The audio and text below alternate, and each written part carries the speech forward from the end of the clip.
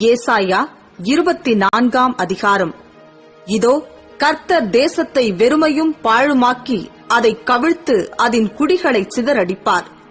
அப்பொழுது ஜனத்துக்கு எப்படியோ அப்படியே ஆசாரியனுக்கும், வேலைக்காரனுக்கு எப்படியோ அப்படியே எஜமானுக்கும், வேலைக்காரிக்கு எப்படியோ அப்படியே எஜமானிக்கும், கொண்டவனுக்கு எப்படியோ அப்படியே விற்றவனுக்கும், கடன் கொடுத்தவனுக்கு எப்படியோ அப்படியே கடன் வாங்கினவனுக்கும், வட்டி வாங்கினவனுக்கு எப்படியோ அப்படியே வட்டி கொடுத்தவனுக்கும் எல்லாருக்கும் சரியாக நடக்கும்.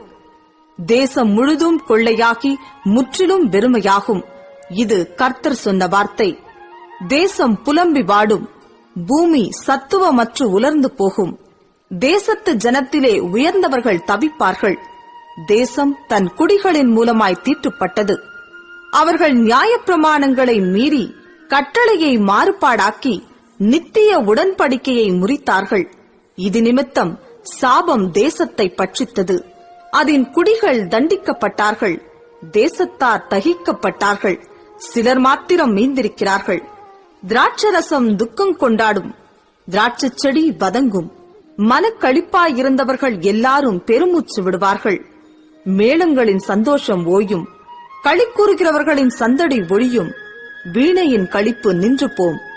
பாடலோடே திராட்சரசம் குடியார்கள். மதுபானம் அதை குடிக்கிறவர்களுக்கு கசக்கும். வெறுமையாய்ப் போன நகரம் தகர்ந்து ஒருவரும் உள்ளே பிரவேசிக்க கூடாதபடி வீடுகளெல்லாம் அடைப்பட்டு கிடக்கும். திராட்சரசத்துக்காக வீதிகளிலே கூக்குரல் உண்டு. எல்லா சந்தோஷமும் மங்கி தேசத்தின் மகிழ்ச்சி அற்றுப்போம். நகரத்தில் மீதியாயிருப்பது அழிவே. வாசல்கள் இடிக்கப்பட்டு பாழாய் கிடக்கும். ஒலிவ மரத்தை உலுக்கும் போதும், திராட்சைப் பழங்களை அறுத்து தீரும் போதும் பின்பறிப்புக்கு கொஞ்சம் மீந்திருப்பது போல தேசத்துக்குள்ளும் இந்த ஜனங்களின் நடுவிலும் கொஞ்சம் மீந்திருக்கும். அவர்கள் சத்தமிட்டு கெம்பீரிப்பார்கள். கர்த்தருடைய மகத்துவத்து நிமித்தம் சமுத்திரத்தினின்று ஆர்ப்பரிப்பார்கள்.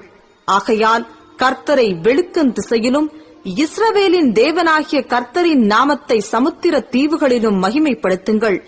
நீதிபரனுக்கு மகிமை என்று பாடும் கீதங்களை பூமியின் கடையாந்தரத்திலிருந்து கேட்கிறோம். நானோ இளைத்துப் போனேன். எனக்கு ஐயோ! துரோகிகள் துரோகம் பண்ணுகிறார்கள், துரோகிகள் மிகுதியாய் துரோகம் பண்ணுகிறார்கள் என்கிறேன். தேசத்து குடிகளே, திகிலும் படுகுழியும் கண்ணியும் உங்களுக்கு நேரிடும். அப்பொழுது திகிலின் சத்தத்திற்கு விலகி ஓடுகிறவன் படுகுழியில் விடுவான். படுகுழியிலிருந்து ஏறுகிறவன் கண்ணியில் அகப்படுவான். உயர இருக்கும் மதகுகள் திறவுண்டு பூமியின் அஸ்திபாரங்கள் குலுங்கும். தேசம் நொறுங்கவே நொறுங்கும். தேசம் முறியவே முறியும். தேசம் அசையவே அசையும். வெறித்தவனைப் போல தேசம் தள்ளாடி ஒரு குடிலைப் போல பெயர்த்து போடப்படும். அதன் பாதகம் அதன் மேல் பாரமாயிருக்கையால் அது விழுந்து போம், இனி எழுந்திராது. அக்காலத்தில் கர்த்தர் உன்னதமான சேனையை உன்னதத்திலும், பூமியின் ராஜாக்களை பூமியிலும் விசாரிப்பார். அவர்கள் கெபியில் ஏகமாய் கட்டுண்டவர்களாகச் சேர்ந்து காவலில் அடைக்கப்பட்டு அநேக நாள் சென்ற பின்பு விசாரிக்கப்படுவார்கள்.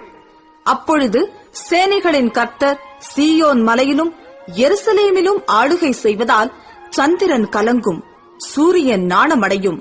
அவருடைய மூப்பர்களுக்கு முன்பாக மகிமை உண்டாயிருக்கும்.